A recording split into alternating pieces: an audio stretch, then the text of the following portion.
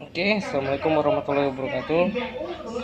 Di tengah wabah pandemi corona yang semakin meningkat,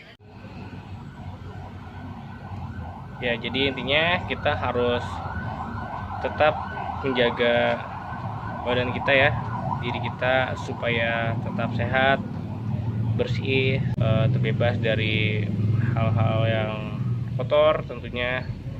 Dan mulai sekarang kita lebih memprotek diri kita. Dan yang jelas virus corona sudah terjadi. Virus corona sudah terjadi. Tapi yang jelas kita mau tidak mau masih memiliki target. Ujian nasional masih perlu kita hadapi. Kita selesaikan dengan nilai yang sempurna. Untuk itu,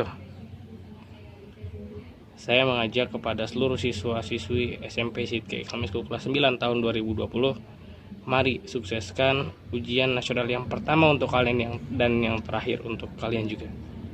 Untuk itu, mari sama-sama kita semangat untuk pembelajaran jarak jauh, dan yang jelas tetap jangan lupakan sholat, ibadah, karena bagaimanapun ketika kita berdoa dengan tulus kepada Allah SWT dan selalu diberikan jalan kemudahan. Terima kasih. Oke. Bismillahirrahmanirrahim.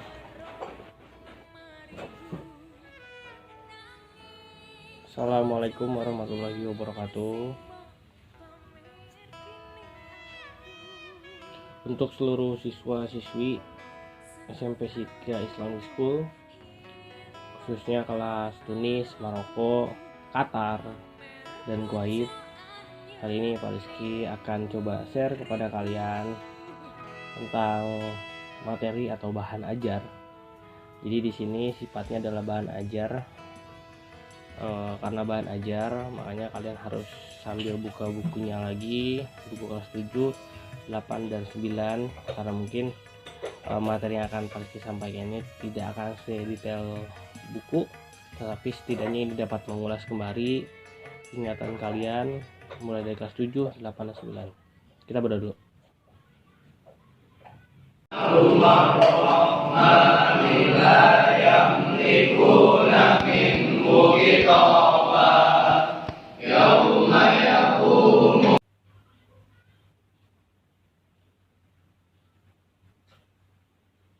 Woi, doa.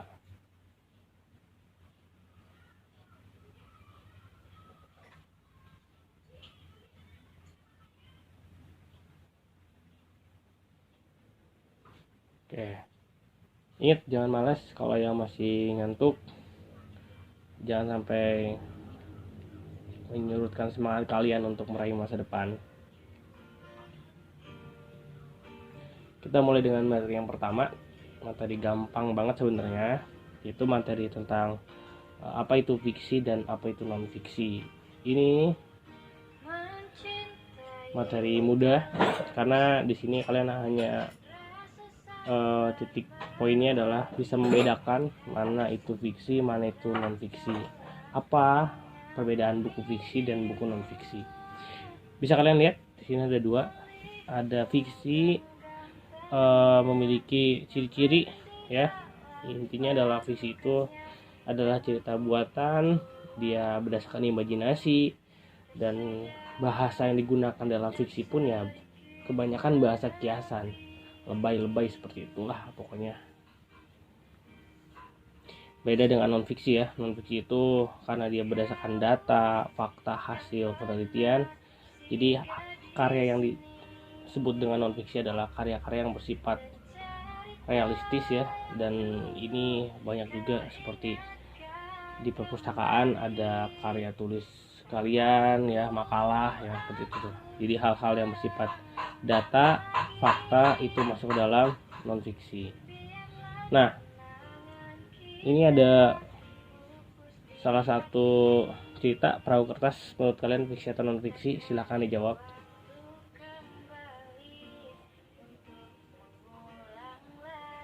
Nah, ini buku bahasa Indonesia, itu masuk ke dalam fiksi atau non fiksi? Oke, betul. Kalau yang memang dalam hati menjawab non fiksi, kalian tepat. Kalau My Brother Idiot, My Idiot Brother, maaf. Nah, itu fiksi atau non fiksi?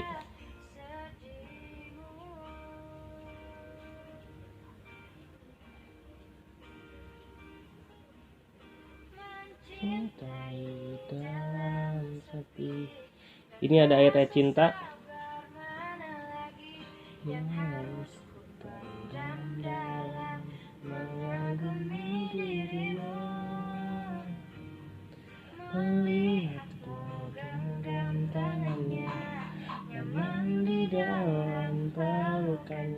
Nih, fiksi atau non fiksi nih tadi.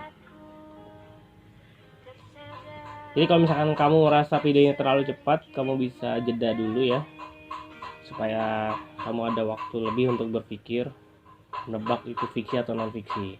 Tapi kalau kalian yang sudah bisa cepat dan sudah bisa membedakan apa fiksi dan apa itu non fiksi, berarti sudah keren. Artinya alhamdulillah untuk tahap membedakan antara fiksi dan non fiksi, ciri-cirinya kalian sudah bisa. Kita lanjut. Kalau misalkan kalian sudah bisa terkait dengan materi fiksi dan non fiksi, ke materi berikutnya. Ku tahu dirimu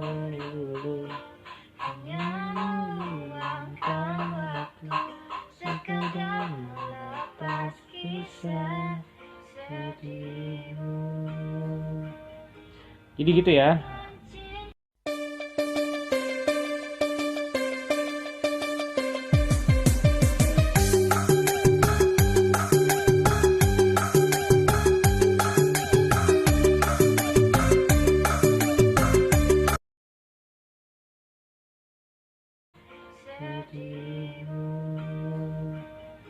Jadi gitu ya. Untuk mempelajari video ini, Warski sekali lagi bilang, buka lagi buku-bukunya, karena ini adalah bahan ajar. Kalau misalkan kalian hanya mengandalkan video ini, itu pasti kurang. Selanjutnya kita masuk ke materi surat pribadi dan surat dinas.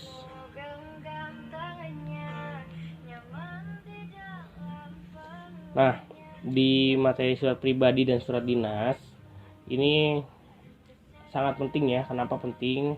Karena dengan kamu bisa menulis surat pribadi atau surat dinas, kamu akan membedakan sebenarnya surat itu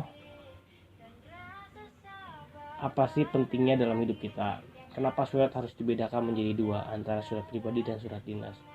Karena nggak mungkin ketika kamu mengirim surat ya kepada teman kamu, ya kan, menggunakan kepala surat, tanggal surat, nomor surat, bahkan itu rasanya tidak mungkin. Makanya untuk memudahkan dan untuk lebih membedakan antara surat pribadi dan surat dinas, ada struktur yang harus kamu perhatikan. Lihat mana struktur yang ada di surat dinas tapi tidak ada di surat pribadi, dan ada di surat pribadi tapi tidak ada di surat dinas. Jadi kalau surat pribadi adalah surat yang dikirim dari individu ke individu. Misalkan dari Khalid kirim surat ke Ojan, atau dari Raisa ngirim surat ke Merin. Nah, itu adalah surat pribadi. Jadi antar individu itu adalah surat pribadi. Isinya gimana, Pak? Isinya adalah ungkapan apa yang pesan yang ingin kamu sampaikan. Kalau misalkan surat dinas adalah surat yang bersifat resmi. Itu biasanya menggunakan kepala surat, tanggal, nomor surat, dan lain sebagainya. Sampai pakai cap pun bisa. Tembusan ada di situ, ada surat dinas. Nah, ini surat apa kira-kira? Kalau kita perhatikan, ini adalah surat dari si Merina ya, Merina Pertiwi. Ini yang nulis tuh Merina Pertiwi. Dia nulis buat sahabatnya namanya Dina Damanyanti. Salam persahabatan. Hei, apa kabar? Bagaimana keadaanmu? Sehat dan bahagia bukan? Seterusnya. Jadi bisa kita sama-sama perhatikan bahwa di surat ini bahasa yang digunakan itu tidak menggunakan bahasa baku, juga lebih komunikatif. Rin, sekian dulu ya. Jangan lupa membalasnya. Dan pesan yang disampaikan dalam surat pribadi biasanya itu tergantung antara individu dengan individu tersebut. Dia bisa menanyakan kabar, bercerita tentang pengalaman, dan lain sebagainya. Sementara kalau misalnya kita menulis surat dinas, itu biasanya sudah diklasifikasikan. Artinya kalau surat pribadi itu bebas, tapi surat dinas itu bisa kamu lihat apakah ini sebuah undangan, apakah ini sebuah permohonan, apakah ini pemberitahuan, sudah bisa diklasifikasikan. Nah, juga kalau misalkan di surat dinas, bahasa yang digunakan tersebut adalah bahasa yang baku. Tidak bisa, halo semuanya, apa kabar? Sehat selalu ya. Nah, itu tidak mungkin ada di surat dinas kayak gitu. Hanya meluangkan waktu sekadar melepas kisah sedihmu.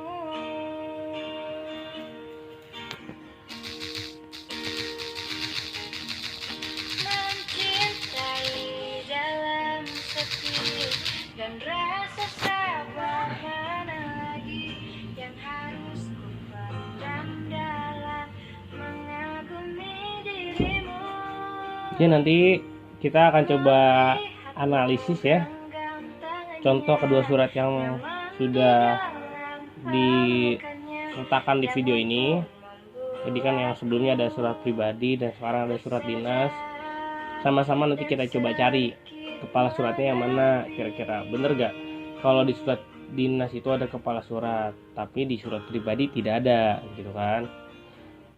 Terus juga kira-kira kalau di kepala surat itu ada apa aja. Gak mungkin dong di kepala surat itu tertera sebuah kata-kata motivasi misalnya. Gak mungkin dong di kepala surat itu terdapat tanda tangan misalnya. Nah, jadi nanti kita akan belajar lebih rinci atau kalian cari referensi lebih rinci kira-kira di kepala surat tuh apa saja yang disertakan ya, selain nama instansi juga alamat apalagi.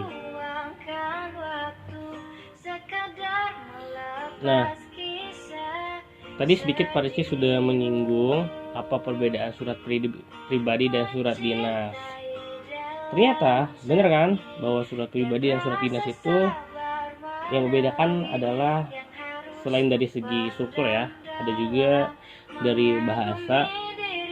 Kenapa dari bahasa? Kita bisa melihat bahwa surat pribadi itu tidak menggunakan kata baku ya pada umumnya, sedangkan kalau surat dinas itu wajib menggunakan kata baku. Apa sih kata baku dan tidak baku? Kita bisa lihat contoh kata baku, abjad. Kata tidak baku, abjad. Nah, jadi kata baku adalah sebuah kata yang memang benar dan memang itu sudah sesuai dengan KBBI, Kamus Besar Bahasa Indonesia, yang sampai ini sudah sampai versi ke versi ke berapa ya. Jadi sudah sampai dengan versi kelima ya. Lanjut. Tapi kalau misalnya kamu cuma bisa melihat doang, rasanya kita nggak belajar. Coba kamu ingat-ingat ya, kamu berlatih kan tadi ada 2 kolom. Kolom yang kata baku dan tidak baku. Kamu coba tutup sedikit kolom bagian kata bakunya. Ya, kira-kira advokat tulisan yang benar atau kata bakunya itu seperti apa sih penulisannya? Nah, coba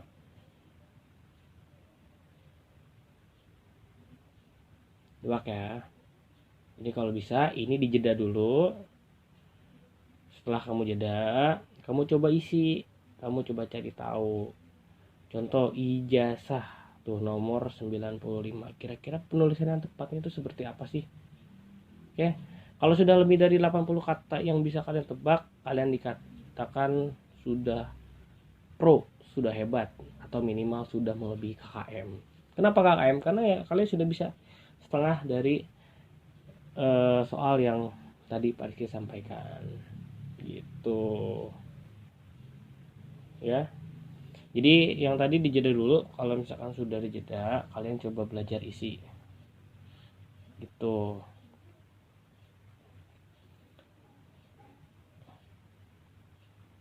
Oke, sambil kita nonton video, kita mau dengar musik dulu, karena kalau pagi-pagi enaknya dengar musik, apalagi dengan musik cinta. Tunggu bentar.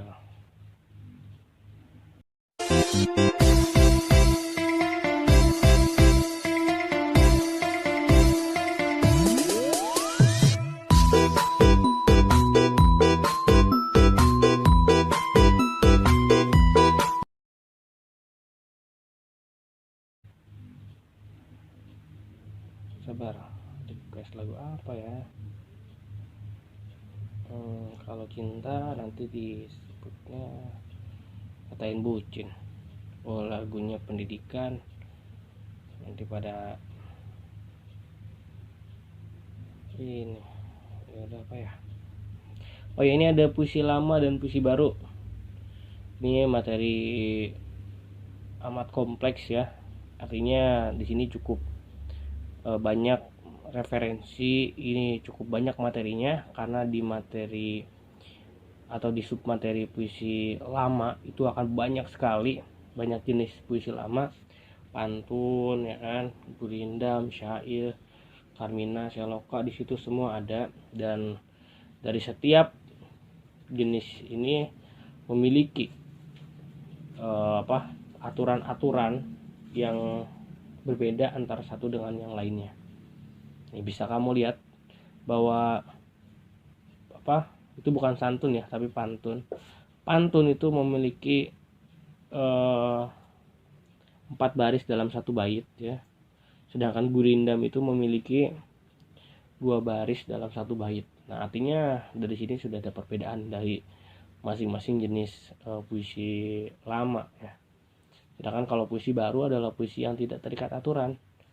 Artinya puisi lama itu puisi yang memiliki banyak aturan, mulai dari baris ya kan, sampai dengan bait, rima, suku kata, amanat, dan segala macam itu memiliki aturan dan harus diikuti aturannya. Sementara kalau puisi baru ya, itu puisi yang tidak terikat oleh aturannya. Nah, kalau puisi kontemporer ya, penulisan kata atau dari puisi tersebut ya, karena kontemporer itu puisi zaman now ya, itu bisa diketahui siapa mengarangnya. Lanjut, ini ada salah satu gambar ya, di sini di sebelahnya itu ada kata-katanya. Jangan sedih jika Anda masih single, matahari juga single tapi tetap bersinar. Oh ya. Ya, ini buat Adil. Ini buat Ardiansyah Fadila nih. Tebak ini pantun atau bukan?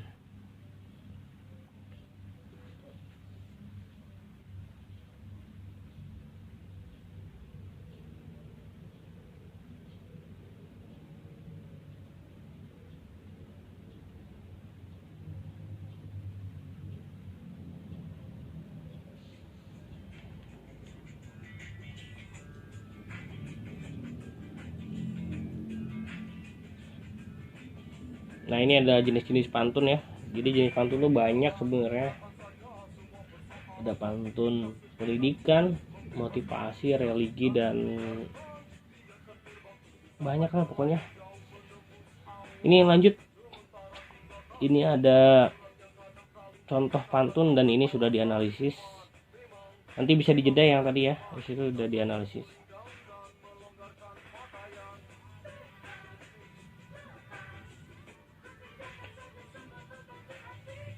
Ini dari segi maknanya ya. Jadi biasanya pantun itu punya pesan tersendiri, apa yang ingin diungkapkan dari pantun tersebut. Nah, ini adalah soal untuk berlatih ya, artinya kamu akan diminta untuk di sini sudah ada sampiran 1 dan sampiran kedua, kamu tinggal coba buat isinya ya, buat isi pantun berdasarkan dengan sampiran yang sudah ada. Sebenarnya untuk belajar pantun itu yang lebih mudah adalah kamu tentukan dulu isinya ya, isi pantunnya, baru kamu buat sampirannya. Karena kalau sampiran itu biasanya boleh ngasal dan tidak masuk akal. Yang penting rima atau sajak di bagian belakangnya tuh, suku kata bagian belakang itu berkaitan atau memiliki nada yang sama, AB.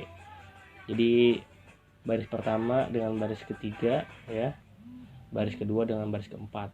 Nah itu suku kata yang paling belakang tuh, itu harus sama.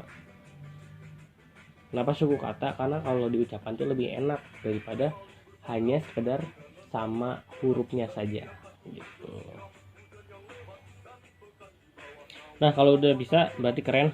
Kita lanjut ya. Sekali lagi, karena ini merupakan bahan ajar dan memang ini kumpulan materi ya, jadi agak singkat, saya tidak bisa menjelaskan terlalu lebih rinci ya, karena untuk uploadnya pun karena ini libur ya, jadi agak susah buat mencari sinyal wifi di sini.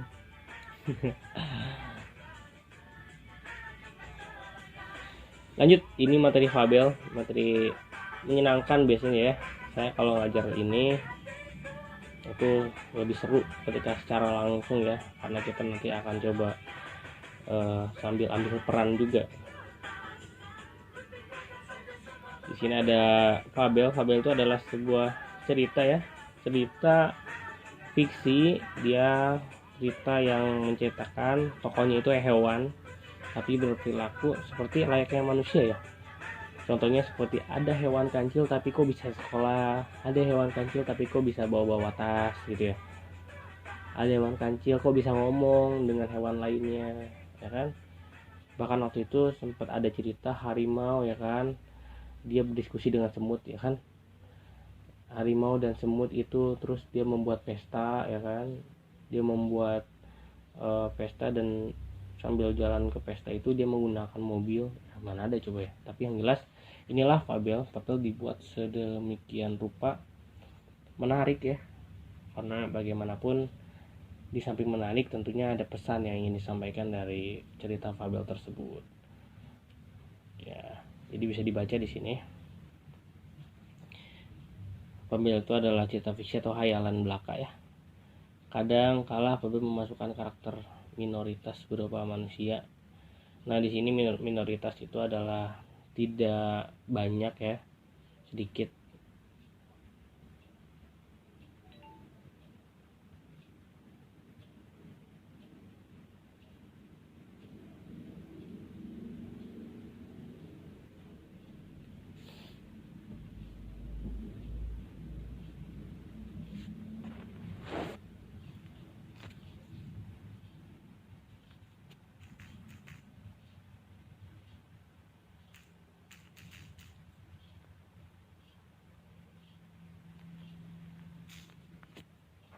Aduh lama sekali nih. Oke, kita cari yang lebih oke. Punten Bapak, aduh, iya, saya mau tanya, Iya. kalau tempat ngumpulnya anak-anak Segidok teh ada di mana ya? Oh, anak-anak Segidok. Ya, mereka tuh kumpulnya di Saidan. Saidan. Nah, kamu kalau dari Ini sini dulu aja, karena langsung saya menuju bertambah Gondomanan aja mbaknya ya. Mohon, Gondomanan itu nanti belok kanan. mohon, Nanti ada anak nongkrong di sana, anak-anak yang nongkrong. mohon. Nah, mbaknya tanya situ aja sama anak-anak itu. Saidan ya Pak ya? Iya, benar banget. Saidan. Iya. Hatur nuhun Pak. Oh iya, welcome.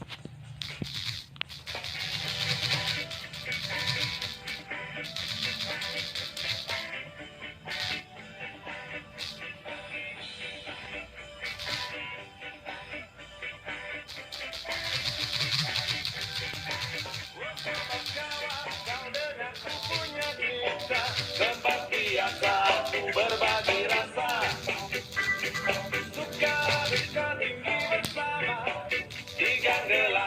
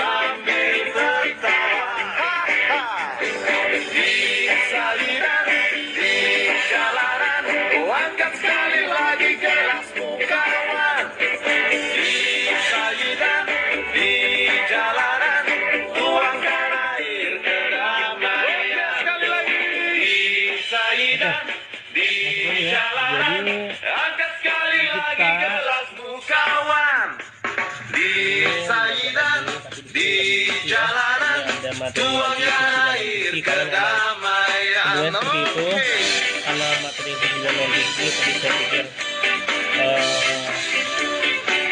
dan saya lihat masih diulang kembali di kelas 9, artinya materi fiksi dan non fiksi kalau di kelas 7 itu digabung ya, kalian hanya diminta untuk membedakan antara fiksi dan non fiksi saja, tapi untuk di kelas 9 itu lebih mendalam, artinya fiksi menjadi satu bab khusus dan non fiksi itu menjadi satu bab khusus, artinya di sini jauh lebih rinci pembelajarannya. Ini bisa kamu jeda beberapa bentar.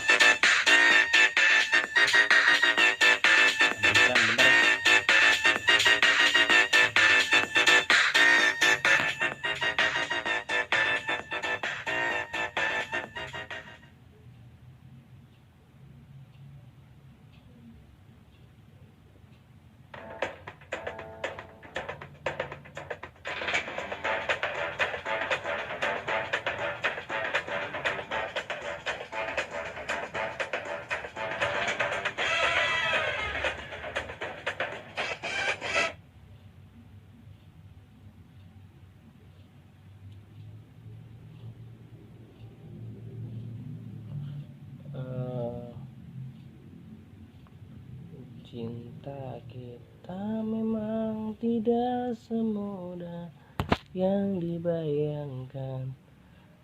Taruh. Jadi saya tuh sambil YouTubean ya, sambil buka YouTube ini. Ini Fani April.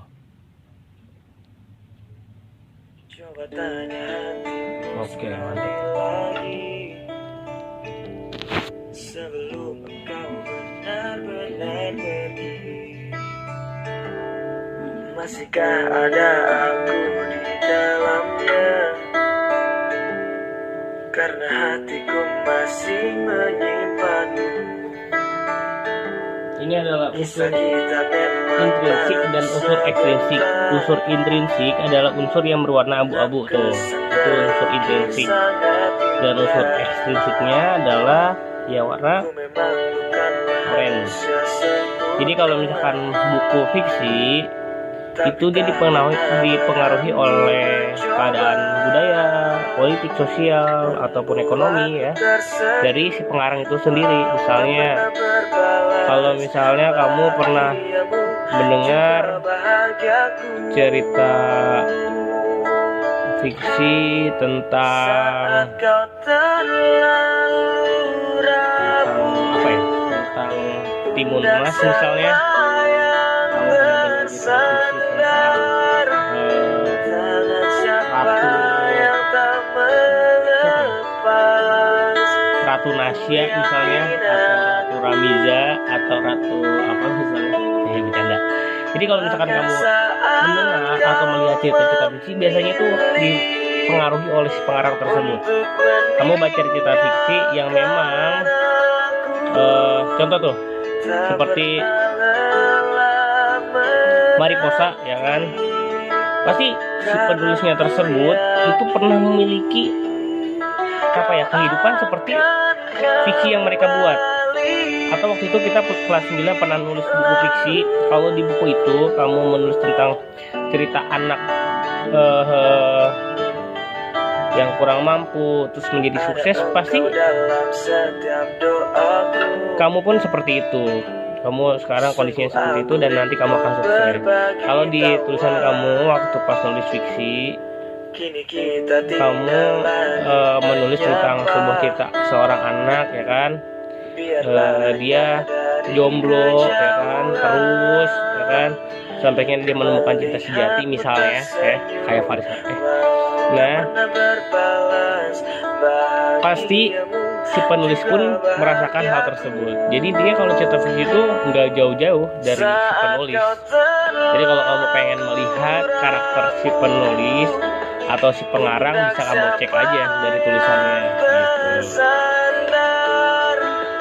Tangan siapa yang tak melepas, ku yakin aku. Ini adalah metode SQ3R ya. Di kelas 7 ini sering banget kamu dengar, bahkan di kelas 9 semester awal pun ini seperti bahas ya. SQTIR adalah sebuah teknik saja ya, jadi ini bukan merupakan materi inti ya, tapi ini adalah teknik bagaimana kamu bisa cepat menghafal, mendapatkan ide pokok, mendapatkan sebuah kesimpulan dan mencari sebuah inti sari dari setiap bacaan yang kamu baca.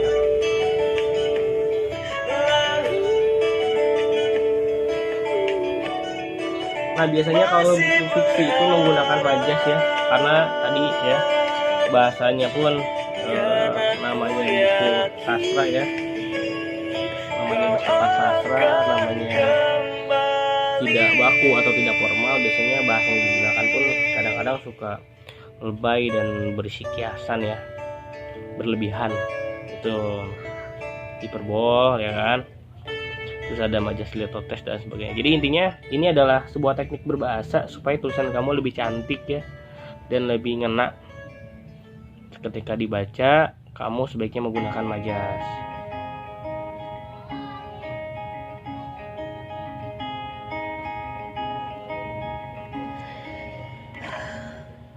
Bilur makin terhampar dalam rangkuman asa, kalimat hilang makna, logika tak berdaya. Di tepian nestapa, hasrat terbungkam sunyi. Entah aku pengacu atau kau tidak peka.